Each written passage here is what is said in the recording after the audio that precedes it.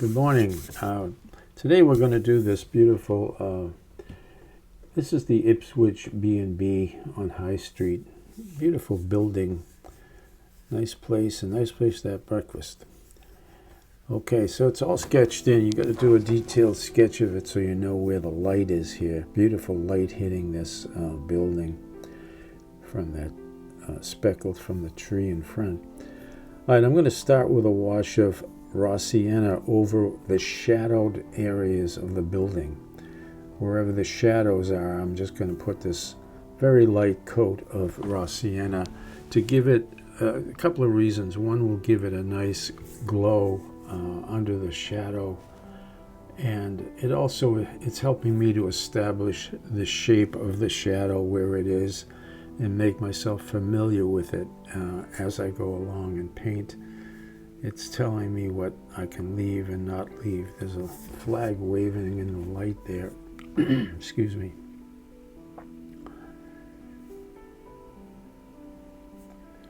All right, so that's basically the shadow. You can see it, the beautiful light there.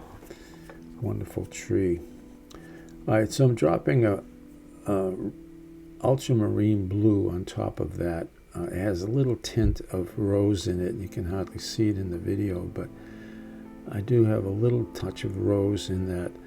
Let the paint do the work here. You know, just drop it. Let the paint run. Keep a nice incline on your paper so that it starts coming down all the time. Always have that incline. It's a major help for you in painting with watercolor. It helps you. I use a little Windsor blue here. Phthalo blue, just to get a little brighter.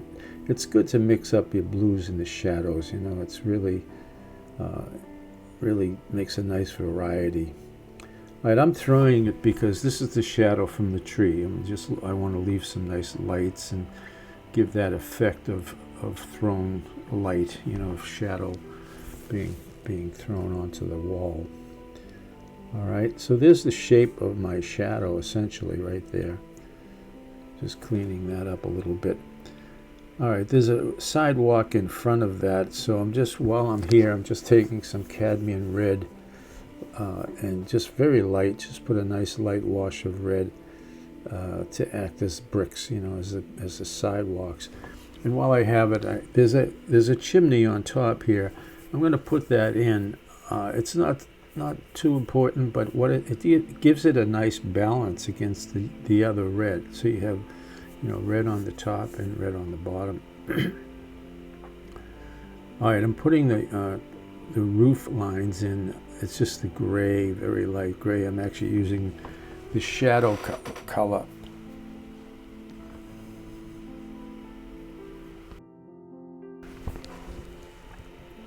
Using the shadow color there with a little touch of raw sienna to gray it down.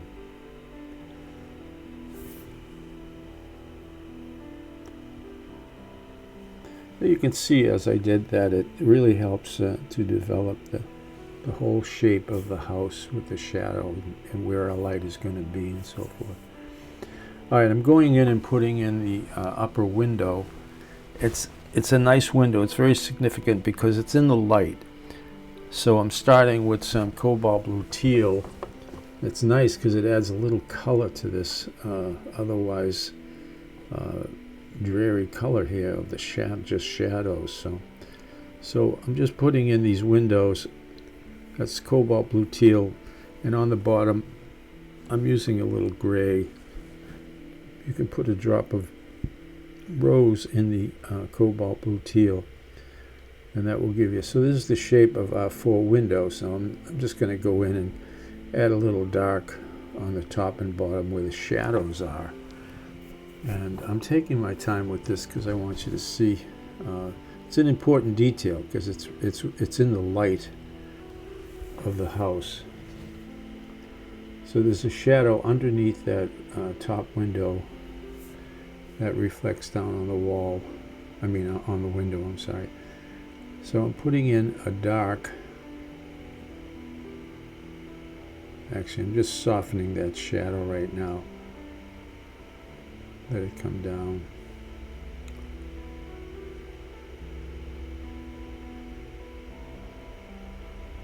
putting in some deep cobalt blue teal on the top of the window. That's nice. It gives it the effect that there's a shadow on the top, and when that dries, it's going to dry lighter, leaving the mullion of the window.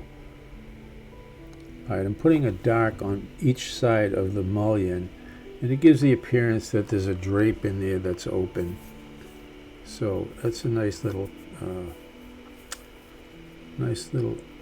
detail. Alright, I'm putting the door in here, and I'm going to speed up this whole little piece for you of the door with these little panes of glass around the door. They're a nice detail.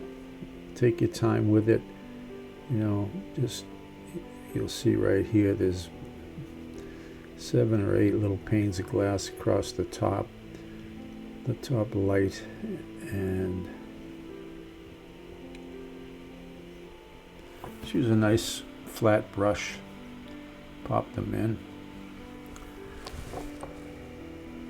Don't get impatient with this stuff. These details are important. You know, there's several, 7 or 8 across the top, and then there's 5 down on each side. And they're a nice detail to the house. This is a really nice Victorian building. Okay, these are the steps. Those are the kickboards on the steps. And I think there's 7 or 8 steps here, so get those in.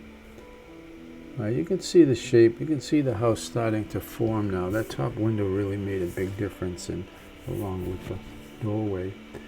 Alright, there's some light bouncing up underneath this foyer, the overhang there, and it's the light comes down, hits the ground, and bounces up, and it gets caught underneath these overhangs. This is over the doorway. Some beautiful dental work there.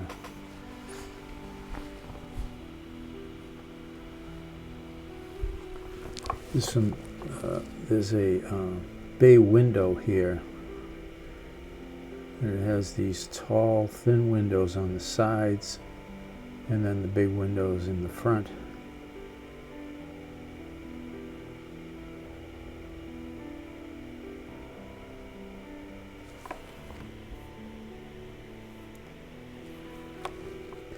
I left that space because the bottom window has a little more color in it, and it shows that it's getting a little more light.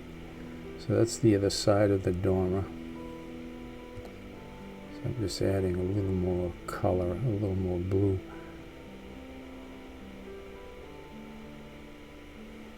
It's getting a little more reflective light on the bottom. There's a couple of side windows on the side of this house as it turns away from us. All this is really nice because it helps to give you the form of the house. You can see it starting to form here very nicely. A couple of windows on the side.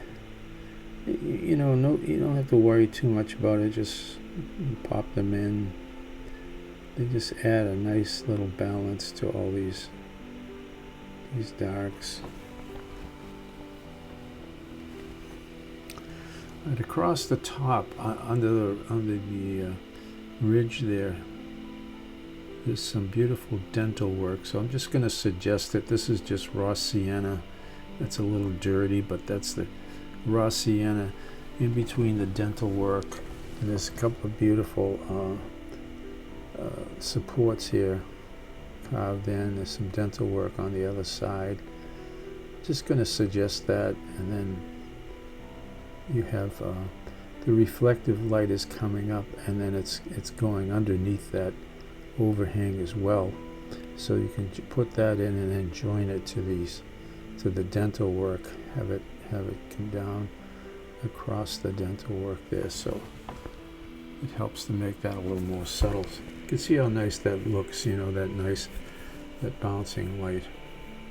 Right in this corner, in between the bay window and the doorway, there's a lot of shadow from the tree, so I'm going to put that in now and just bring it down a little more right there. That's just ultramarine blue. Again, there's just a tiny drop of rose in there to make it a little bit more violet and gray down the blue. Okay, this is all in shadow. All right, this is all behind that tree. Just going to soften that edge a little bit. That's all hidden behind the tree, but I wanted to just get some shadow in there.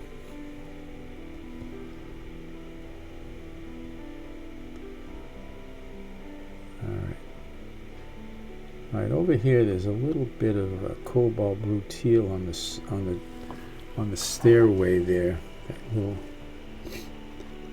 All right, let's get this tree in.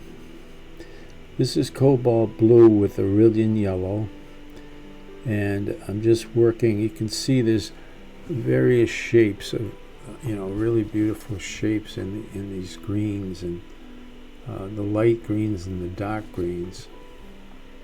If you look at them, you'll see some really beautiful shapes.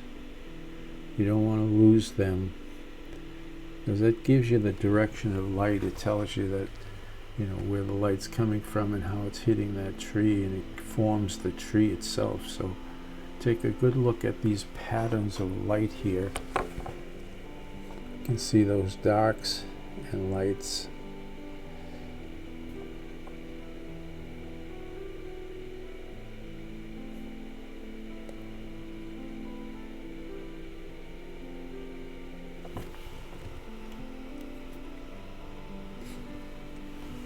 It's just ultramarine, and I use a little quin gold there with the ultramarine to bring that down. So I'm holding the patterns. I'm painting the patterns of light and dark.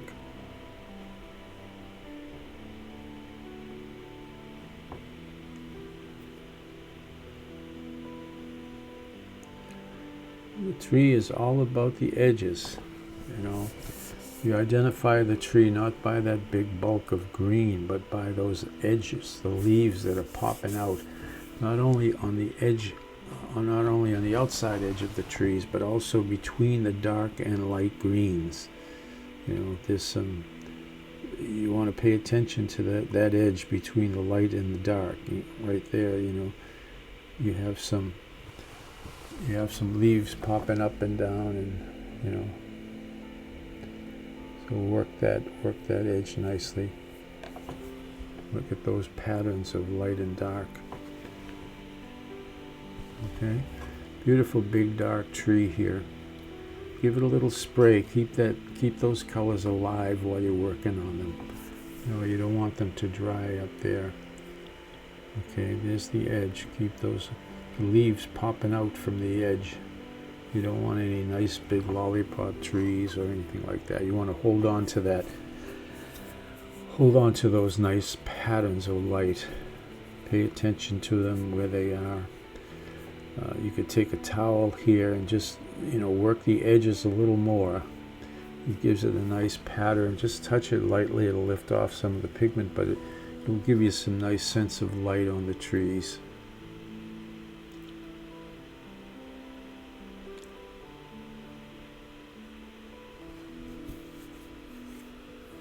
You can just tap it and work that nice pattern of light, creates a beautiful texture. Okay, back to the darks. Just look up at the beautiful patterns, pay attention to them, and try to hold on to them.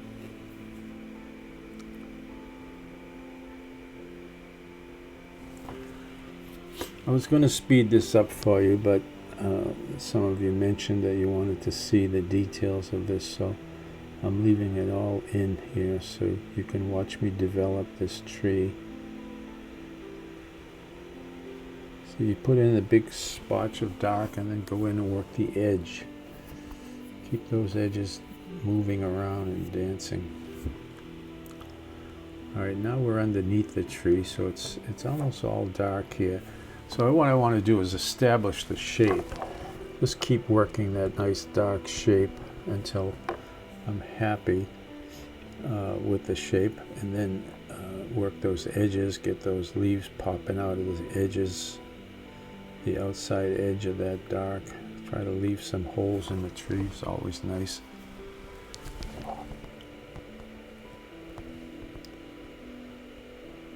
Just scumbling here with the brush. It's a dry brush, so just scumbling, using the side of the brush to push that dark. Once I establish the shape, then I'll go in and work the edges.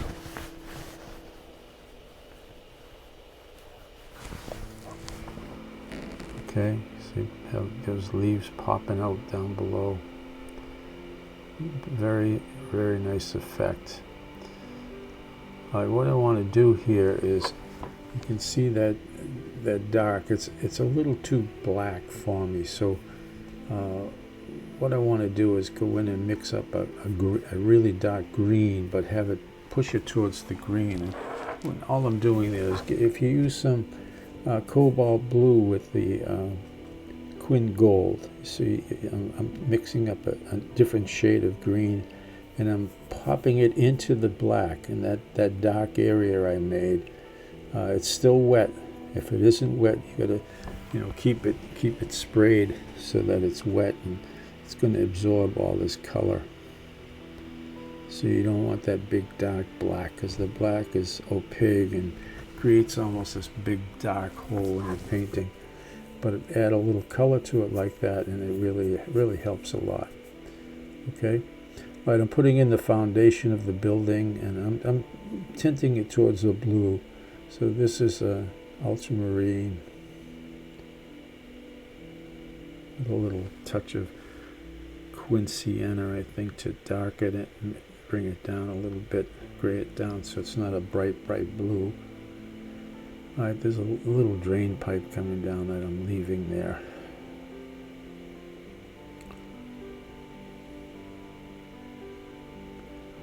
And that comes all the way across on the other side of the stairs. A little darker over here because the tree is casting this deep dark shadow, and I left a little tiny drop of white there just to indicate that there's a turn in the wall. And it's just dawning on me that this is actually the end of the house. It doesn't go all the way over to the right, so it just dawned on me that that's the end of the house. I have to watch that. All right, there's a beautiful bright green lawn there. It's going to be in the shade, but I want to put it in, and so a little bit of that green color will pop out. All right, so this is the end of the house, so I'm letting the lawn go back now. It gets a little lighter as it gets back there, but all right, so here's the shadow now. And this is essentially green. It's the same dark green, ultramarine with some quin gold. All right, and it comes right down over that curbstone. And then in this corner we have the shadow of the house and the shadow of the tree hitting the lawn.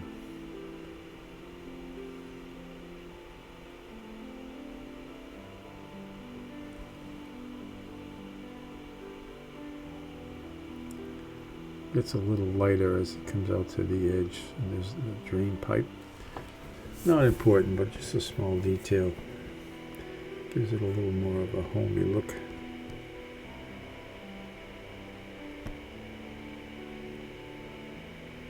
Alright, there's the shadow, and the shadow is right on that curbstone as well.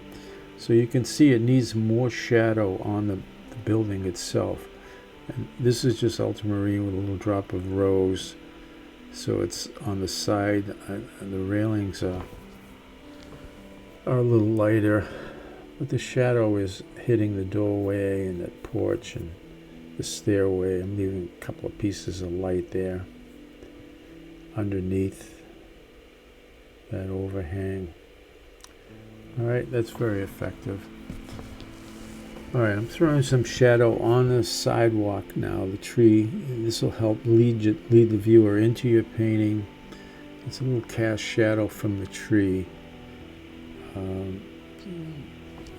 This is the lighter side. As it gets a little darker, I'll put that in later. But for now, I just want to see the shape of that shadow.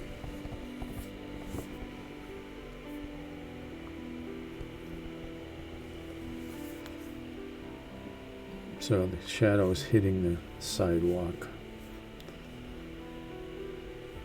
I'm going to make it a little bit darker. I'm throwing some little cobalt blue into that and let it just mix on its own.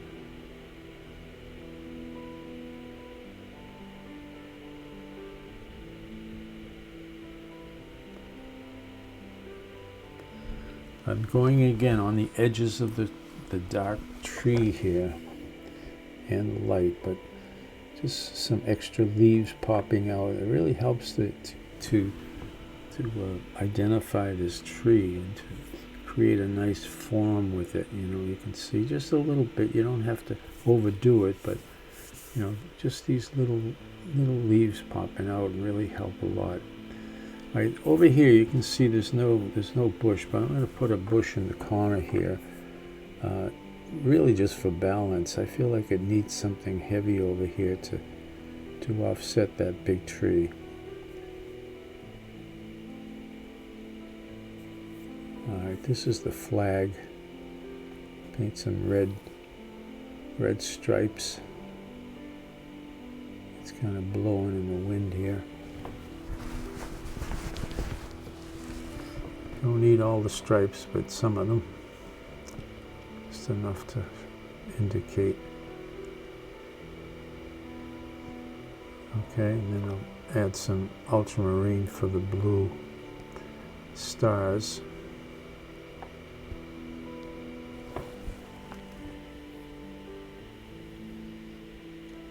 And just put a little shadow in there, in the curve where it's waving. All right, there's a nice lantern hanging from the center of that overhang on the porch, and it's hanging by a chain. So there's a little stranded line there.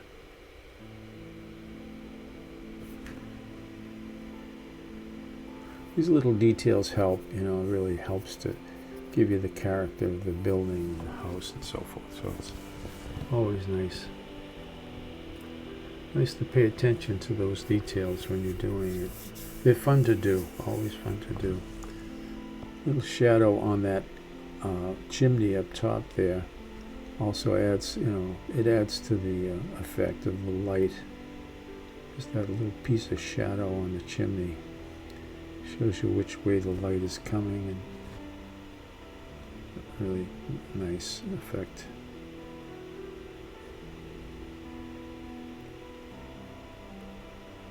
I'm taking a little tiny bit of white here.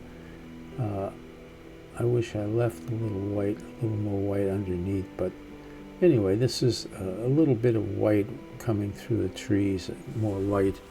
You know, it's kind of a spotted light, which will add. You don't want to overdo it. Just give you the effect that there's a little bit of light coming through and touching the building. Okay. Right, I mixed another green, kind of a middle tone, and I'm using that on the edges to bring us from the dark to the light green, and it just helps with the turn of the tree. So just add a little bit more there. Gives you a little more detail on the tree. All right. Okay, and so finally I'm just going to darken the shadow in the front. I feel like it needs to come down, especially up close there where it gets lighter as it gets away from the tree, but it's nice. So, okay, so there it is. Thank you so much for joining me. I appreciate it. Please subscribe and follow. And I will see you soon. Thank you.